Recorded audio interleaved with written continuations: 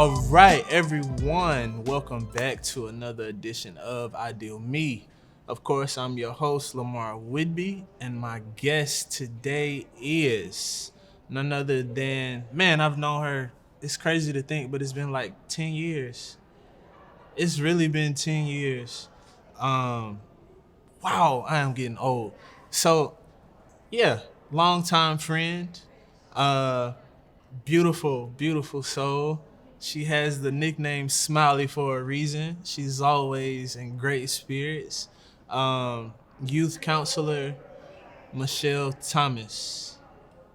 Welcome. Okay, so Michelle, you you have quite had quite the journey in your life. The When I mention youth counselor, right? I tend to think that it goes a bit deeper than just wanting to be a counselor of children, the adolescents. Uh, what is that soft spot for you? So I think my passion for youth and helping youth came from when my mother passed when I was younger, and seeing how my home was like broken apart, and how it went from a house full of straight A or AB student, always like missing, not never missing school and stuff like that, to my brothers were not in school, they were getting in trouble, my sister was getting in trouble, and our house was split up. Right. And I saw just how quickly kids could be affected by a simple life change. Right. And I was like, I definitely want to help kids. I definitely want to be something in the community to where those issues are being looked at, because nobody was looking at the fact that they were acting out because they were hurt. They were just looking at they were acting out. So it looks like youth counselor looks to me like someone there to help youth who might have been kind of looked over, might have been forgotten about. That's special. Yeah. That's special. Okay, so early on in your life, you talked about your mother. Um, you're a mother. Can you speak to that a bit?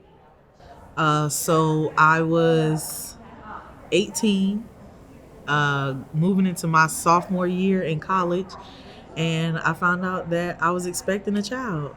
And I knew I was not ready to be expecting a child, but the child was still coming. And just like another from my upbringing, I knew that I didn't want to have a child that bared a burden because of my mistakes. And the first thought that I had was adoption. What was that experience like for you? It was one of the hardest experiences of my life. Uh, if I had to do it again, I would still do it just because so much came from it. I do not know if I would be able to do it again, but if I went back in time and that same instance came up, I would not take it back just because I've gained a whole nother family from it. But it was more emotional than I thought it would be. Yeah. It was definitely, in my mind, it was going to be, oh, I'm going to put the child before me. But in actuality, it was, yes, I'm putting the child before me, but I am still going to feel something. And I just thought I was going to feel good because I was putting the child first, but it wasn't all that. You said it wasn't all that. It was painful. It was depression. It was feeling like I had lost a big piece of myself. Right.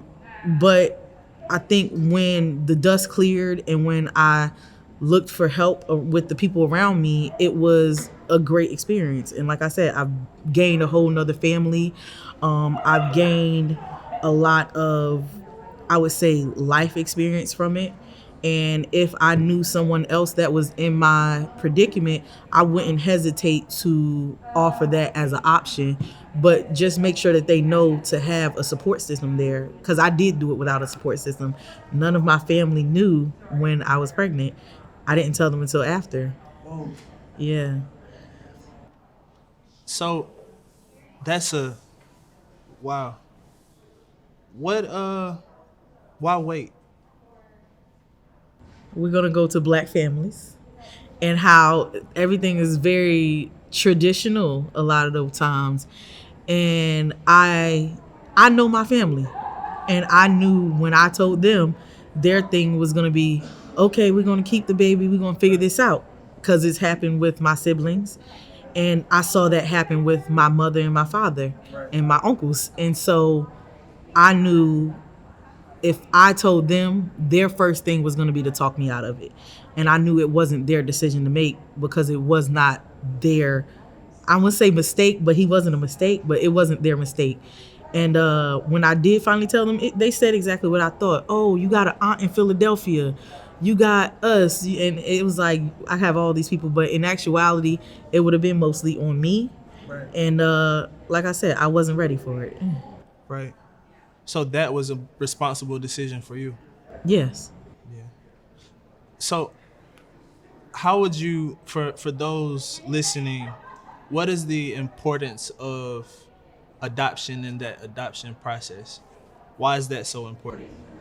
So I think adoption is important because a lot of people, when they find themselves pregnant and they're not ready, that they feel, they're gonna automatically go to abortion. A lot of people just automatically go to abortion. And I knew that was something that I could never see myself doing, because in all actuality, this was a whole life. And I know there's laws that are like, oh, not yet. But to me, as soon as it was consumed, there was a life. And I didn't have it in me to take a life from someone. But I knew there's plenty of people who cannot bear children, or there's plenty of people who have lost children, and they are able to take care of them, and they are looking to take care of them. And I'm like, why not be a blessing in someone's life?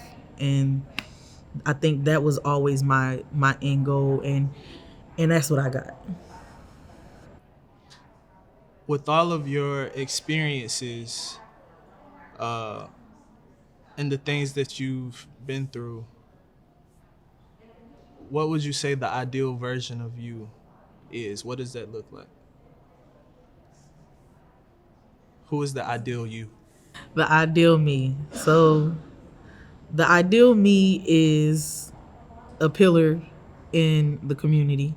Again, like I said, helping youth, helping the people around them, giving love, showing love, giving positivity, but also being that with myself. And I think that was one of the biggest things that I gained from my adoption story, is that I had to take care of myself. And I think I always just wanted to be a help to other people. That's always been my passion. And so the ideal me is helping others as well as helping myself. Michelle Smiley, I'm so grateful for who you are, so grateful for what you bring to the world. Um, yeah. Anything you wanna share with the people about you, how to contact you, anything coming up like? I mean, I don't have too much going on right now. One of the things that I am in the works of completing is a nonprofit, and it's going to be geared towards financial planning and financial literacy in the underprivileged communities more so. So when that comes, I will definitely get you that information and put that out there. But for right now, I'm just always looking for ways to volunteer and to help and, promote people who are trying to help our community, especially our youth. Well, everyone, I'm your host Lamar Whitby. Special guest Michelle Thomas.